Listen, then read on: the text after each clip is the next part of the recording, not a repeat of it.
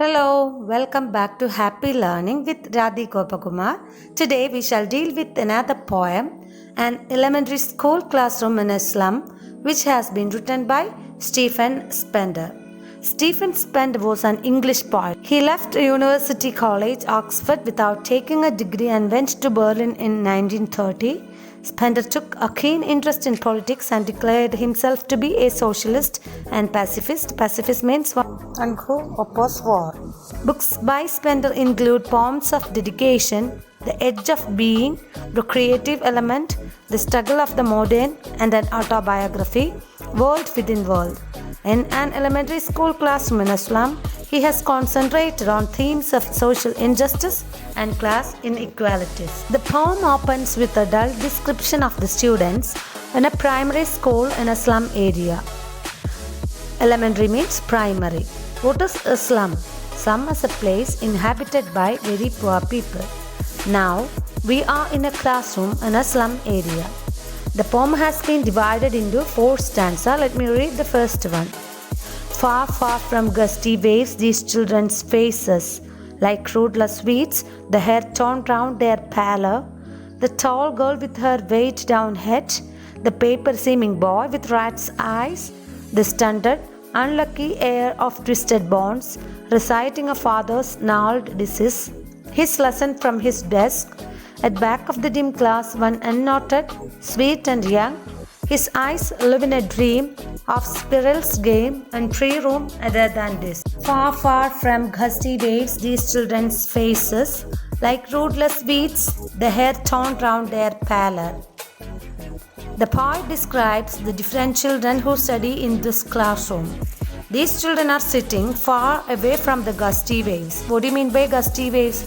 Gusty wave means breezy wind. The children, they are sitting far away from this breezy wind. The children do not have energy like other children outside the slum. The poet tells us that vast world outside the slum. These children are very far away from the developed society. The children are compared with rootless weeds, which means unwanted plants.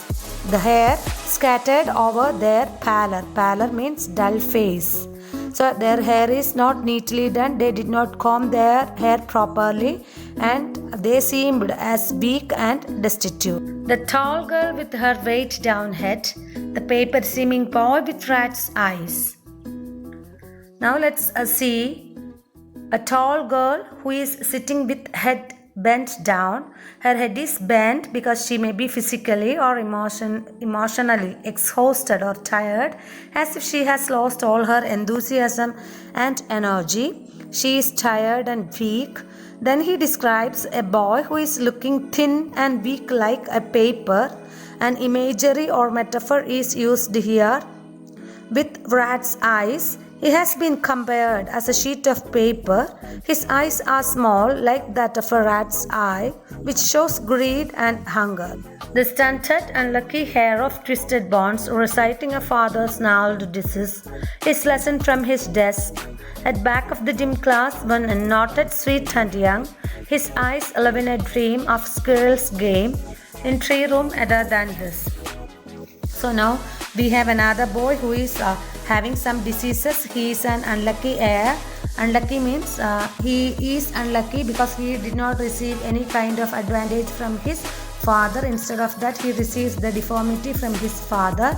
Stunted here meaning short and bony. So now we have a boy who is having some diseases. He is an unlucky heir, H-E-I-R, heir or successor of his father, who is also having a twisted bone disease. Now the child also receives the same disease from his father. Instead of good fame and education, he is the owner of the same disease and physically disabled. That's why it has been said that he is an unlucky heir. He is sitting on his bench and learning his lesson.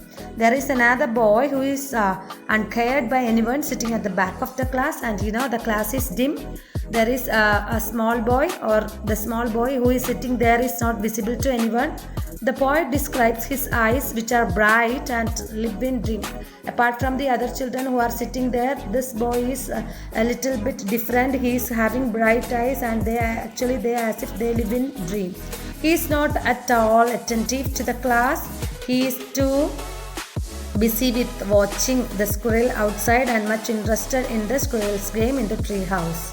Okay, so in this first stanza you could see some words just like stunted, twisted, paper steaming boy, etc. And these are the phrases used to show the malnutrition of the slum children.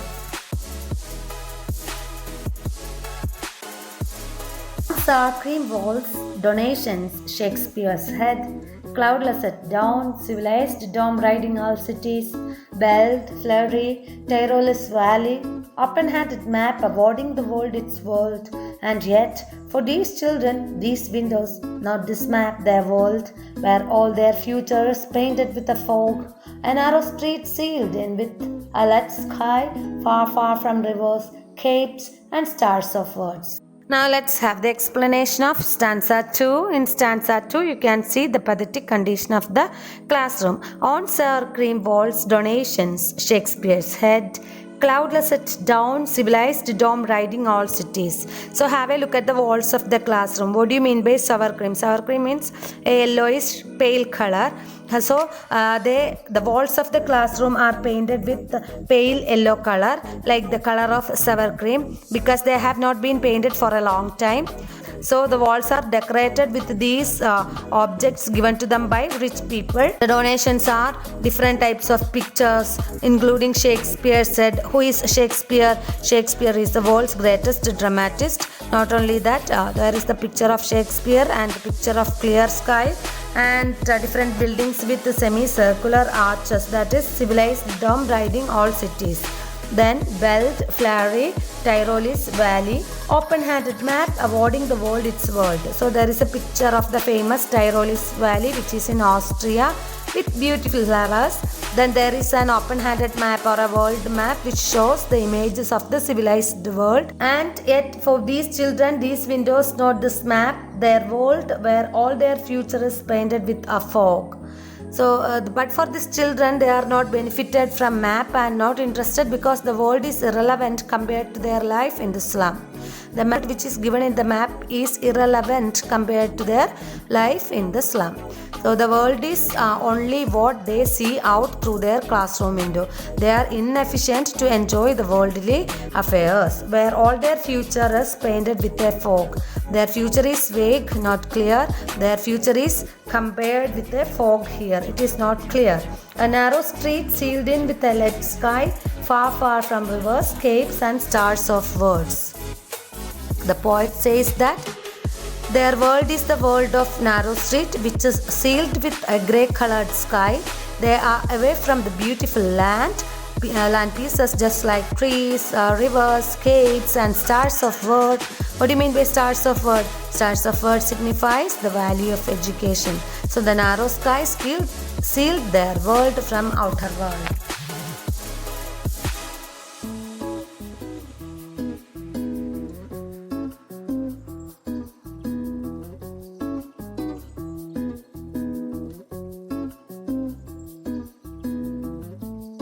Now let's move to the third stanza.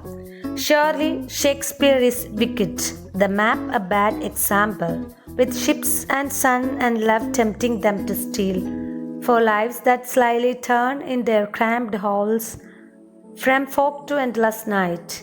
On their slack heap, these children wear skins peeped through by bonds and spectacles of steel, with mended glass like bottle bits on stones. All of their time and space are foggy slum, so blot their maps with slums as big as doom. Surely Shakespeare is wicked. Wicked means wrong. The map a bad example. Now let's have the explanation of the third stanza. You can see in third stanza which presents their lives which are sharp in contrast to the world which represent on the maps. The speaker says that Shakespeare is wicked because he has written many books, and the study of this literature make the children dream of liberation from their dull life. But it will never fulfilled without opportunity. The map shows the foreign lands and beautiful landscapes with ships and sun, and they are the symbols of civilized society. But they are deprived of enjoying all these. Hence, it makes them to steal or tempt them to take a wrong path. For lives that slyly turn into cramped halls, from fog to endless night. So the slum children have to live their lives in their tiny huts, which are compared with cramped halls. So they are living in small, tiny huts, which are compared with cramped halls, just like the halls of the rats, which leads them from fog to endless night. From morning to night, they have to live in the same pathetic condition. On their slag heap, these children wear skins peeped through by bones and spectacles of steel with melted glass, like bottle bits on stones. So, slag heap, what is the meaning of slag heap? Slag heap means dump of melted waste. So, they are sitting on the heap of slag, or means on their slag heap, which means they are sitting on the pile of waste. They are malnutritioned. The slum children are malnutritioned and their bones peep through the loose skins of the children's body. They wear spectacles which are made of steel and with repaired glass, and they look like broken bottle pieces on stones. All of the time and space are foggy slums, so blow their mats with slums as big as doom. The poet appeals to the society that their time, the slum children's time, that is their present and future life, and their space are foggy slum. The maps of their future are already blotted, and the final fate is ruin or death. So, blot their maps with slums as big as doom. So, whatever the other people are enjoying, whatever they are experiencing, these slum children are deprived of all these beautiful things, all these kind of education. So what we have to do, we have to blot their maps with the slums as big as doom. These slums are considered as somewhat like doom or destruction. So slums are big as doom, destruction, and what is blot? Blot is mark or stain made by ink. So the slums blot their maps. So he wants the map blotted with the dirt of the slum. And let's move to the fourth stanza. Unless governor, inspector, visitor, this map becomes their window, and these windows that shut upon their lives like catacombs break open till they break the town and show the children to green fields and make their world run ashore on gold sands and let their tongues run naked into books, the white and green leaves, history theirs whose language is the sun. Unless governor, inspector, visitor, this map becomes their window, and these windows that shut upon their lives like catacombs.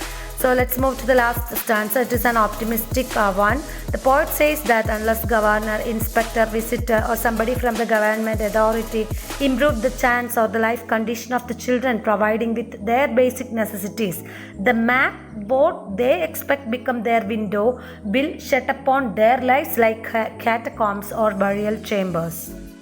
Only the government can improve them by providing life and education. So through this map, the map will become a reality for them. So somebody must be there to help them. Break open till they break the town and show the children to green fields and make their world run ashore on gold sands and let their tongues run naked into books, the white and green leaves, open history, theirs whose language is the sun. So somebody must break the rules and restrictions put on them, and this will take them away from slum to the green field and make them experience the deep azure or blue sky on golden land. The poet urges to take away the children from darkness to bright future. Let them experience the beauty of nature, the beauty of seashore, the beauty of the blue sky, the beauty of the stars, and let them get educated. Let the children be in open green fields and in the sun. Then they will go through the white and green leaves, which mean books and nature. White means books and green color means nature here, so that they grow happily and be creative. This will then result in their progress, and they will become the part of the real world. So this is the end of the poem. If you like this poem, kindly subscribe. Thank you.